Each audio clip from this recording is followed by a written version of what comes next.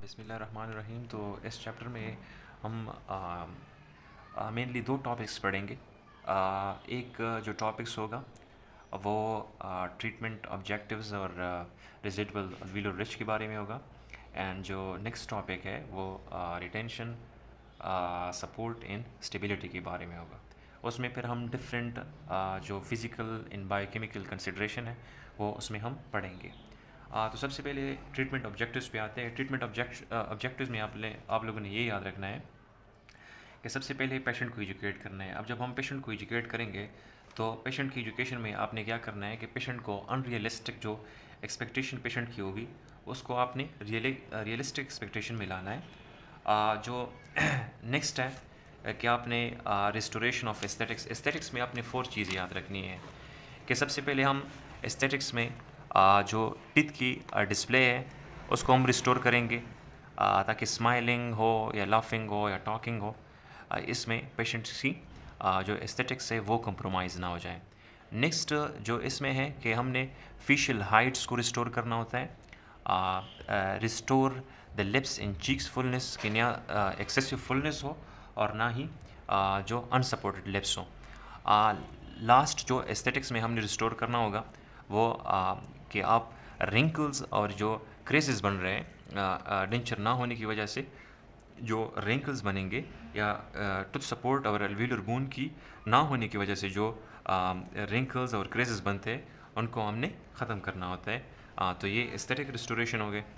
फिर इसके बाद जो मस्टिकेशन में है, मस्टिकेशन में आपने याद रखना है कि हमने सपोर्ट, स्टेबिलिटी और रिटेंशंस, ये तीनों चीज़ें मस्टिकेशन में जो है हमने लाने हैं कि रिटेंशन ज़्यादा से ज़्यादा टेंशन में कैसे लाएंगे, सपोर्ट जो है वो कैसे करेंगे और स्टेबिलिटी कैसे लाएंगे, ये नेक्स्ट लेक्चर में होगा। फिर स्पीच में लाइक फॉर एग्जांपल अगर पेशेंट प्रोनाउंस कर रहा है तो आपने याद रखना है कि डेंचर में आपने जिस तरह फॉर एग्जांपल कुछ साउंड्स होते हैं कि बाइलेबियल साउंड्स होते हैं या डेंटोलेबियल साउंड्स जो होंगे लाइक फॉर एग्जांपल एफ या वी साउंड्स, तो वो भी सपोर्टेबल हो कि पेशेंट वो प्रोनाउंस करे। नेक्स्ट कि आपने preservation of the remaining oral structure करना है कि रेजिडुअल अल्वीलर रिच को आपने प्रिजर्व करना है। ये भी एक ट्रीटमेंट ऑब्जेक्टिव्स है हमारा। नेक्स्ट क्या है कि आपने ओरल हेल्थ को मेंटेन करना है। अब जो ओरल हेल्थ में हमने याद रखना है कि ओरल हेल्थ में एक आपने याद रखना है कि अगर कोई इंजरी है, इंजरी को ख़त्म करना है। अगर डेंचर में कहीं भी प्रेशर लग रहा है तो प्रेशर को हमने रिलीफ देना है। फिर इसके अलावा जो भी एडवर्स इफ़ेक्ट है तो उस एडवर्स इफ़ेक्ट को हमने ख़त्म करना है। अब जो हम ख़त्म करेंगे तो इसमें या तो हम रिलाइनिंग करेंगे या रिबेसिंग करेंगे, और अगर फ्रैक्चर है तो रिपेयर करेंगे, और अगर ये नहीं है तो फिर नेक्स्ट कॉपी डेंचर बनाएंगे इसमें। फिर हेल्थ ऑफ टेम्पोरोमैंडिबुलर जॉइंट हमने जो है वो उसका भी ख्याल रखना है। ट्रीटमेंट ऑब्जेक्टिव्स में ये भी इंक्लूडेड है क्योंकि जो बैलेंस्ड ओक्लूजन है उसमें इस पेशेंट जो कंप्लीट डेंचर के होते इसमें हमने सेंट्रिक ओक्लूजन और सेंट्रिक रिलेशन को जो है मेंटेन रखना है और बैलेंस्ड ओक्लूजन को अचीव करना है ताकि पेशेंट की टीम जे में पेन ना हो, इम्पेयर्ड फंक्शन ना हो या क्लिकिंग ना हो। तो ये health of the temporomandibular joint जो है ये भी एक ट्रीटमेंट ऑब्जेक्टिव्स है। इसके अलावा हमने फिज़िकल्स और साइकोलॉजिकल वेलबींग पेशेंट का रखना है कि फॉर एग्जांपल एक पेशेंट है जिसकी टूथ लॉस हो गई है तो उसको साइकोलॉजिकल ट्रॉमा भी होता है, लाइक उसको सोशल एंजाइटीज़ होगी और इसकी वजह से फिर वेट लॉस और लॉस ऑफ एपिटाइट होगा, तो उसका भी हमने ख्याल रखना है, उसको भी हमने रिस्टोर करना है। अब जो रेजिडुअल अल्वीलर रिज है, रेजिडुअल अल्वीलर रिज को हम पढ़ेंगे कि रेजिडुअल अल्वीलर रिज क्या है और इसकी मॉर्फोलॉजी क्या है। अच्छा, नेक्स्ट जो इसमें हम पढ़ेंगे तो वो रेजिडुअल अल्वीलर रिज है। रेजिडुअल अल्वीलर रिज के डिफिनीशन हम पढ़ेंगे, फिर इसकी जो 6 ऑर्डर क्लासिफिकेशन है बाय एटवुड तो वो पढ़ेंगे, फिर एटियोलॉजी, रेट ऑफ रिजॉर्प्शन है, उसके लिए 2 स्कूल्स ऑफ थॉट्स है, एंड लास्ट में हम फिर पैटर्न्स पढ़ेंगे। तो ये इम्पोर्टेंट टॉपिक्स है, आप लोगों ने पढ़ना है। इसमें जो सबसे इम्पोर्टेंट है 6 order of residual ridge form है। अच्छा, इसमें डिफिनीशन की अगर बात करें तो डिफिनीशन में आप लोगों ने ये याद रखना है कि सबसे पहले देखिए एक्सट्रैक्शन के बाद क्या होता है कि बोन की रिमॉडलिंग शुरू होती है। अब जो रिमॉडलिंग फ़ेज़ में है, रिमॉडलिंग फ़ेज़ में क्या होता है कि रिमॉडलिंग फ़ेज़ में जो रेसिडुअल रिच का जो मॉर्फोलॉजी है वो राउंडेड बन जाती है। उसी राउंडेड मॉर्फोलॉजी को हमने क्या बोलना है, रेसिडुअल अल्वीलर रिज। अब अल्वीलर रिज की डेफिनेशन की अगर बात करें जो बुक में है कि the remodelling process which result in the rounded ridge like structure following extraction, इसी को हम रेसिडुअल अल्वीलर रिज कहते हैं। अब जो रेसिडुअल अल्वीलर रिज की जो 6 ऑर्डर क्लासिफिकेशन है, ये पेपर में बार बार आया हुआ है। अब जो ये क्लासिफिकेशन है ये एटवुड ने दिया है और इंटीरियर मैंडिबुलर रिज के लिए है। अब इसमें जो ऑर्डर फर्स्ट है इसमें प्री एक्सट्रैक्शन फेज है। अब प्री एक्सट्रैक्शन में हाइटेड बोन है और इसके साथ टूथ भी प्रेजेंट है। अब जब पोस्ट एक्सट्रैक्शन होगा तो पोस्ट एक्सट्रैक्शन ऑर्डर 2 में आएगा एंड ऑर्डर 3 में हाई विल राउंडेड है। जो ऑर्डर 3 है, ऑर्डर 3 में आप लोगों ने याद रखना है कि it is the will supported one. और अगर सीडी में हम बात करें तो जो ऑर्डर 3 है this one is the ideal residual ridge जिसमें हम सीडी या कंप्लीट डेंचर दे सकते हैं। अब जो ऑर्डर 4 होगा इसमें नाइफ एज अल्वीलर रिज बन जाएगा और ऑर्डर 5 में लो इन विल राउंडेड होगा एंड ऑर्डर 6 में डिप्रेस्ड। इसकी जो डायग्राम है वो बुक में भी है, आप लोगों ने अगर इधर से करना है इधर से करें, बुक में भी है। अब जो एटियोलॉजी है, एटियोलॉजी आप लोगों ने याद रखना है कि एग्जैक्ट एटियोलॉजी इसके अननोन है कि why residual alveolar ridge is formed after the post extraction phase. तो इसमें आप लोगों ने 2 स्कूल्स ऑफ थॉट याद रखने हैं। जो इसके लिए 2 स्कूल्स ऑफ थॉट्स हैं। जो फर्स्ट स्कूल्स ऑफ थॉट्स हैं तो इसके लिए कि it is a multifactorial biomechanical disease that result from the combination of anatomic, metabolic और mechanical forces।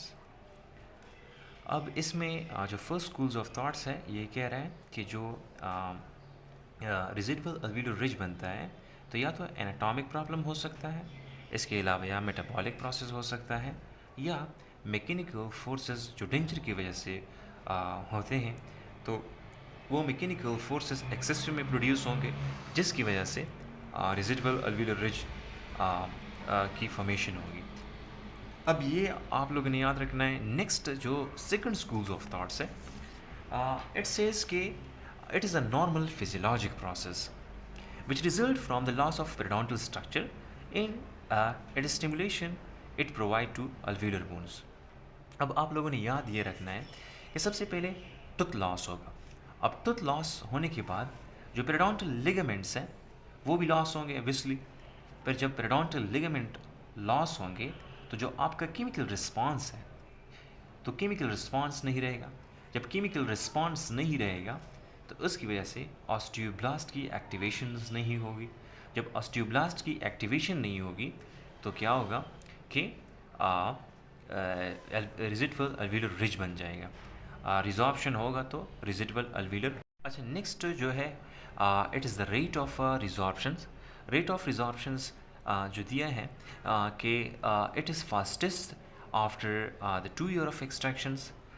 नेक्स्ट जो आपने याद रखना है कि it is fastest is 4.5 mm per years and in it occur in the very severe cases. ये आप लोगों ने याद रखना है कि बुक में वैल्यूज़ हैं कि 4.5 mm पर ईयर हो सकता है और ये होगा कब, सेवियर केसेस में। अब आप लोगों ने ये याद रखना है कि जो 2 ईयर में है जो यूजुअल रेंज है तो वो 0.4 से लेकर 2.9 mm पर ईयर है। अगर एवरेज की बात करें तो एवरेज आप लोगों ने याद रखना है कि it is a 1.36 mm per year. तो फास्टेस्ट रेट आपका 2 ईयर्स है कि विद इन 2 ईयर्स सबसे rapid loss of residual alveolar ridge का होगा। फिर इसमें जो सवेयर की वैल्यू है वो 4.5 है और जो नॉर्मल रेंज बताई गई है कि विद इन 0.42 2.9 तक ये नॉर्मली जस्ट आफ्टर एक्सट्रैक्शन ये इस रेंज में हो सकता है, और इसकी जो एवरेज वैल्यू है तो वो 1.36 ये है। नेक्स्ट जो आप लोगों ने याद रखना है कि इसमें जो पैटर्न्स ऑफ रिजॉर्प्शंस है, पैटर्न्स ऑफ रिजॉर्प्शंस के ये कौन कौन से पैटर्न्स इसमें हो सकते हैं। अब जो मैंडिबल में है आप लोगों ने याद रखना है कि it is a downward in outward, जबकि मैक्सिला में अपवर्ड इन इनवर्ड है। अब जो मैक्सिला में है it is a inward and upwards, so this is a upward and this one is a inwards। जो सेम मैंडिबल में है, मैंडिबल में आप लोगों ने याद रखना है कि it is a downward and outwards. So अगर इधर एक सवाल आता है कि why this pattern is different in maxilla in mandible, तो आप लोगों ने आंसर क्या करना है कि it is because of the difference in the orientation of the teeth in alveolar bones with the basal bone between the maxilla in mandibles. तो ये आप लोगों ने याद रखना है कि जब जो अल्वीलर बोन है और जो बेजल्स बोन है, इन दोनों का पैटर्न्स ही डिफरेंट है, जिसकी वजह से लॉस ऑफ जो रेजिडुअल अल्वीलर बोन है वो भी डिफरेंट हो। फिर इसके एंड रिज़ल्ट में आप लोगों ने याद रखना है कि इसके एंड रिज़ल्ट में क्या हो सकता है कि जो मैक्सिलरी आर्च है वो स्मॉल हो जाएगा और mandibular arch it would becomes wider and this will result in the sero class 3 appearance। तो ये नॉर्मल फिजियोलॉजी से कन्वर्ट होगा सीरो क्लास 3 में। इसका रीज़न ये है कि जो मैक्सिला है इसकी इनवर्ड एंड अपवर्ड रिजॉर्प्शन है, जबकि मैंडिबल की जो रिजॉर्प्शन बताई गई है कि इसको पैटर्न्स ये है कि डाउनवर्ड एंड आउटवर्ड्स, जबकि मैक्सिला का जो पैटर्न था वो इनवर्ड एंड अपवर्ड्स है। तो ये आप लोगों ने याद रखना है कि this patterns, the difference in the patterns result in the sero class 3।